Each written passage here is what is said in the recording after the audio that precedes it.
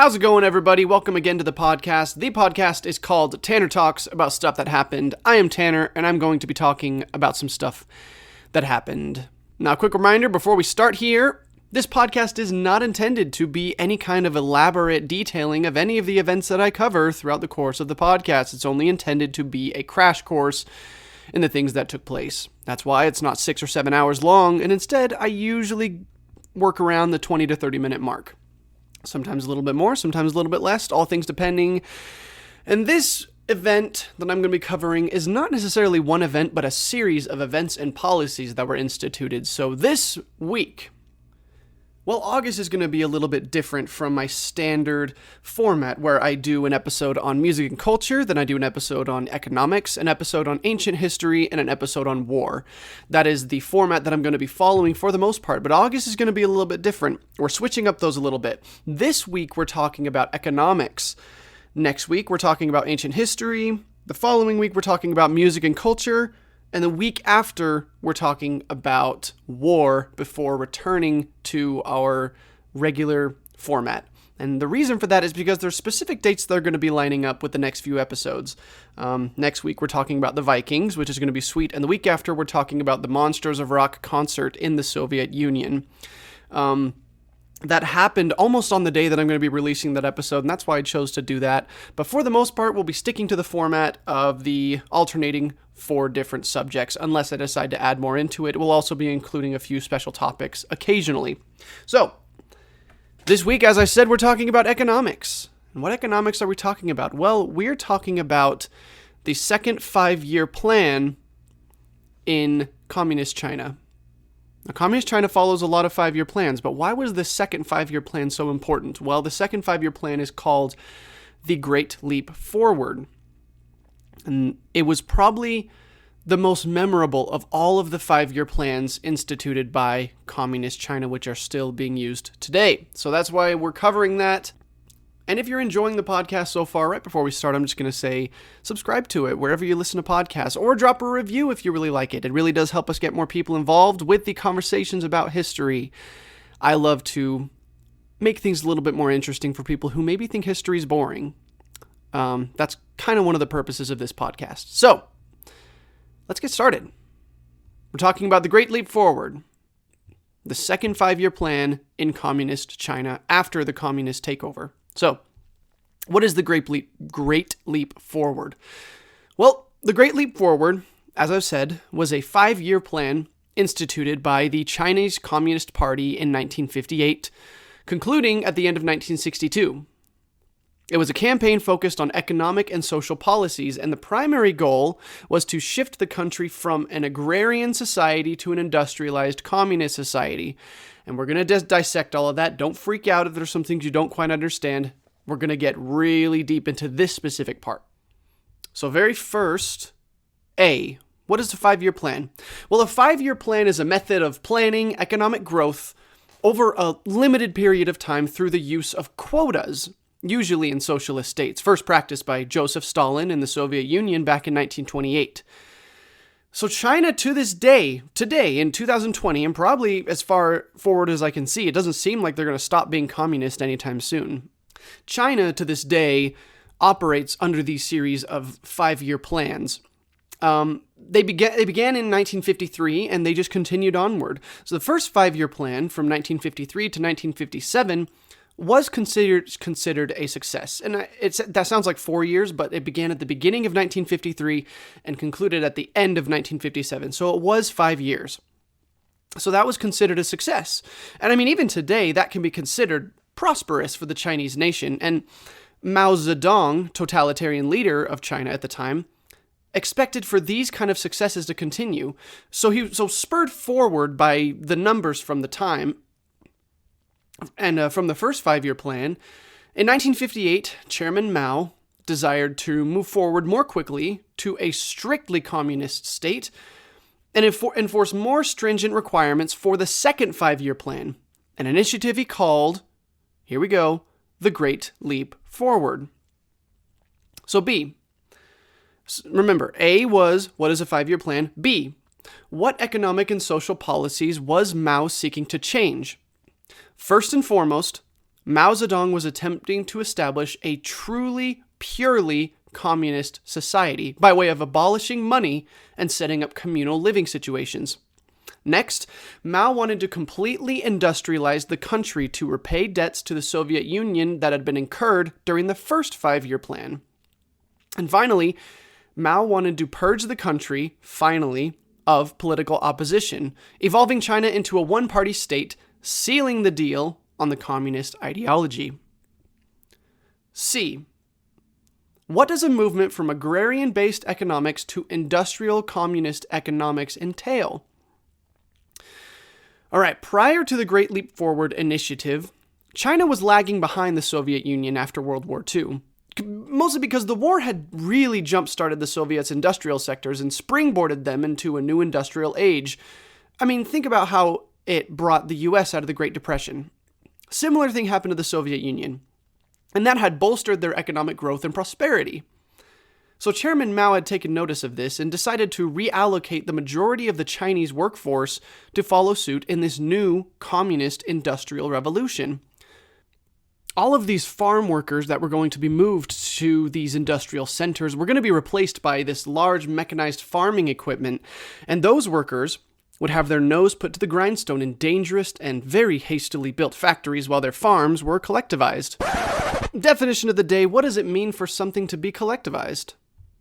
Here it is. To collectivize something is to abolish all private ownership of that thing or industry and put all product created by that thing or industry being collectivized under the jurisdiction of the state.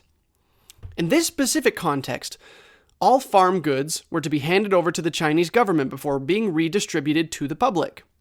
Prior to the Great Leap Forward, most Chinese farms had already been collectivized, but all Chinese citizens were still allowed to have small plots of private land for them to grow their own food privately for consumption by their families. So you were allowed to have a little private garden for your own, for whatever you liked. The Great Leap Forward abolished this small garden entirely, making it illegal to privately grow any food for yourself. So before the Great Leap Forward, you could grow carrots on your farm because you liked carrots, and now with this new collectivization, those carrots that you grew belonged to the Chinese government, and any of those carrots that you took for yourself were carrots that you were stealing directly from the state. That is collectivization. So how on God's green earth did Chairman Mao go about implementing a cultural, economic, and social revolution on this scale into the society of the world's largest country in 5 years? Well, he did so systematically. One of Mao's goals was to surpass the production of grain and steel done in the United Kingdom in 15 years, and he knew there had to be a drastic overhaul in population distribution in this country in order to achieve that. So he developed a system that would create a society that would maximize the output of all Chinese citizens. And by that, I mean that Mao tried to embrace the entire ideology of communism in its purest form, which was establishing actual communes throughout the country. Communism communes. In the year 1958, the first of these communes were established in China, but it's not the type of commune you'd imagine with a bunch of people binding together to create an ideal community. No, this commune had 5,000 households, give or take, and was fueled entirely by the farms and households that had previously been collectivized. All food produced was handed over to the local government entity, which would be sent to urban areas to support the rapidly industrializing society, without any of the remaining food left over for the citizens to enjoy, completely free of charge. And the most prominent memory of communal life in China during the Great Leap Forward were these communal kitchens that existed in this first commune, which would become present in every future commune. Household kitchens were abolished. Now think about that. You weren't allowed to have a kitchen in your house anymore. It wasn't allowed. All silverware or other cooking utensils were reallocated to this communal kitchen, where food would be prepared for everyone in the commune free of charge. Isn't that kind of weird to think about? So after this first commune was established, Chairman Mao decided it was going to work. So he gave the order for all rural communities to be repurposed into these communes, and no one in the country was allowed to live isolated from these communities. With this, Anyone who had been left behind by the first 5-year plan was wrapped up in the second, being shipped off to one of these large communes with their families, usually with their entire property being destroyed and leveled for use for a larger commune. Now, let's get clear about this. A lot of Chinese citizens initially kind of liked the idea of this communal life. Food was free, even if you decided not to go to work that day. And this was part of Mao's master plan to institute true communism throughout the country. And the country did initially begin to industrialize on a massive scale. The grain quotas that Mao had ordered to be exported throughout the world were being met and exceeded. In the communes, mass farming had led to an abundance of food, and it was all free. It seemed that the golden age of China was upon the country, and all thanks to the communist ideology of Mao Zedong. But unfortunately, this hope was short-lived. Chairman Mao was curious in the realms of experimental science, particularly when such science could potentially expand his already burgeoning grain reserves, and one of these experimental sciences was called deep plowing. And in this method of agriculture, seeds would be planted 5 feet into the ground and much closer together. Hypothetically, this would create stronger root systems in the plants, and placing the seeds closer together would yield more crops, right? Well, a modern baseline understanding of biology is going to prove that wrong. Planting the seeds so deep in the ground and so close together collectively stunted their growth, and within a year, instead of doubling the food, this new science effectively slashed production by half or more, putting a significant strain on supply lines. Because the country was now an enormous commune, urban centers continued to need food from farms, and the same amount of food continued to be relocated to these urban areas from the communal spaces. And to add to this, Mao had increased his demand for industrial labor, removing more laborers from the farms and bringing them to the industrial sectors, which further decreased food output. And as the cherry on top of all of this, China began to fall victim to what is, in my opinion, one of the eventual downfalls of all communist societies. In an earlier episode where I compared capitalism, socialism, and communism, I gave this example. If there are 10 people living and working on a farm, they all bring in what they've reaped from the fields at the end of the day and have a meal together. 10 people do work for 10 people to eat, and this continues until one person decides to take a day off. They're kind of tired. They've worked a lot. And so 9 go out into the field and bring in the supplies for dinner. They brought in the workload of 9 people, but the one person who decided to take a day off still has to eat, and with 9 people working, there's still enough food for 10 people. So all's well. During the meal, 2 other workers noticed that even though the first hadn't done any work, they still got to eat, so they decided to take a day off as well. And now 8 people are doing the work for 10 people to eat. Again, 3 other workers see this, and they decide to take a day off as well. Now, 7 people are working for 10 people to eat. And this cycle continues until there's not enough food for people to eat, and it becomes a problem. And this is exactly what happened in communist China during the Great Leap Forward. Because food production was now down, people could no longer eat as much as was needed to stay healthy, and they began to get sick, to feel weak, or just to take an extra day off to rest, with little to no punishment by the government. And as a result, food production fell behind even further, and with all these factors coming into play, a true humanitarian crisis befell the nation come the end of 1959. Widespread starvation.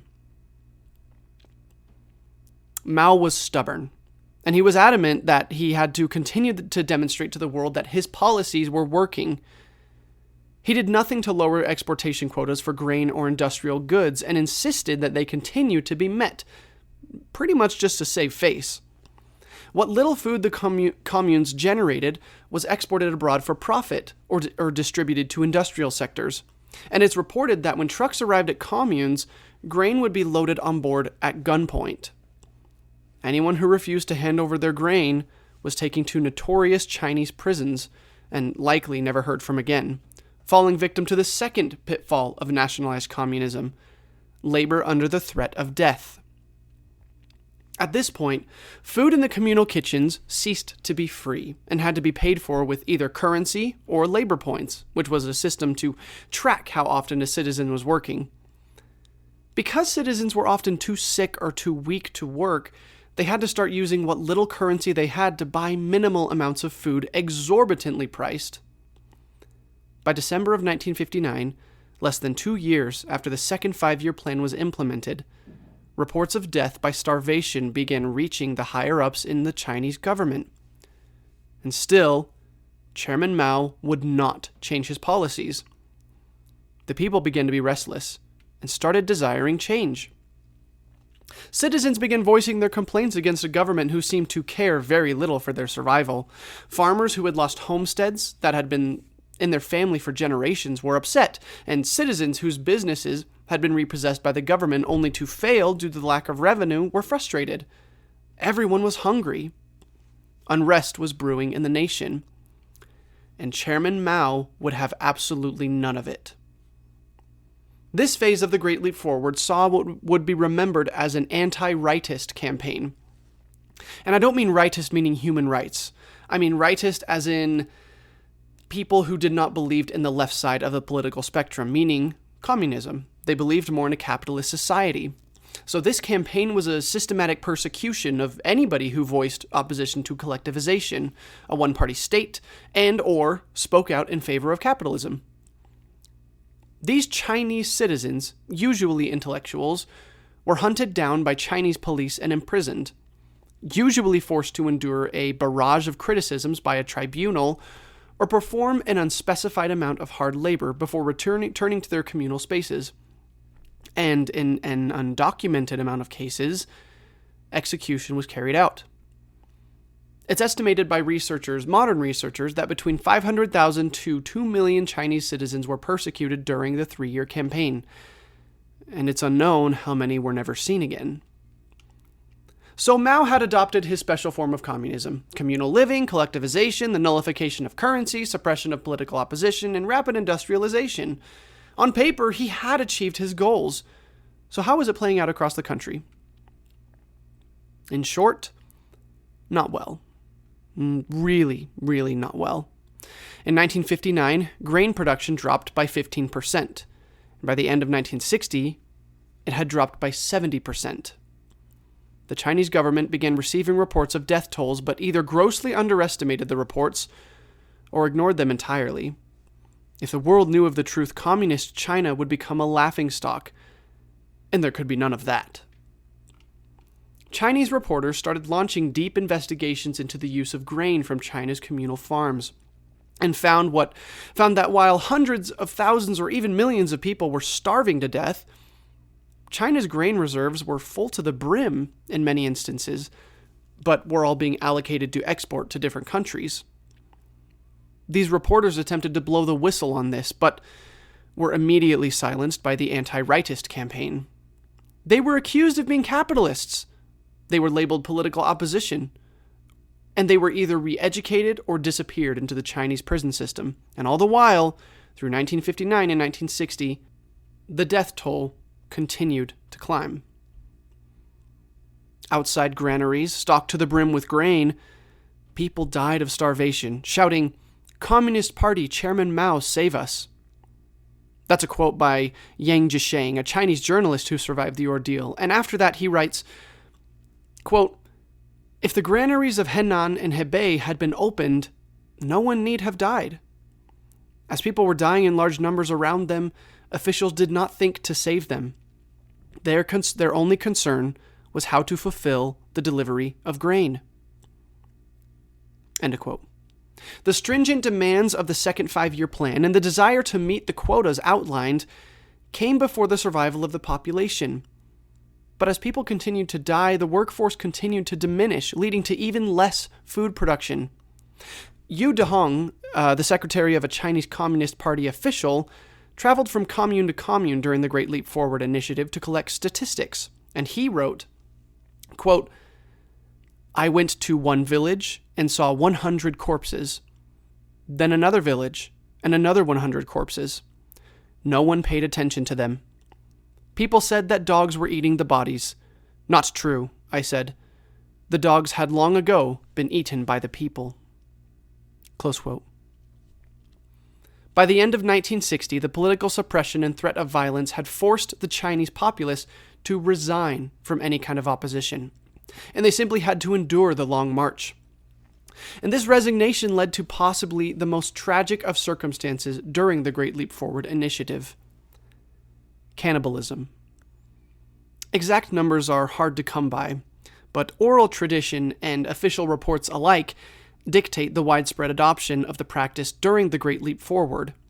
And journalist Jasper Becker reports in his account of what is now known as the Great Chinese Famine, titled Hungry Ghosts, Mao's Secret Famine, that cannibalism was witnessed, quote, on a scale unprecedented in the history of the 20th century. And still, Mao refused to give way. With what little acknowledgement he gave to the suffering of the people, he blamed solely on natural disasters and distributed propaganda throughout the nation outlining the severe droughts and blights that were plaguing the land.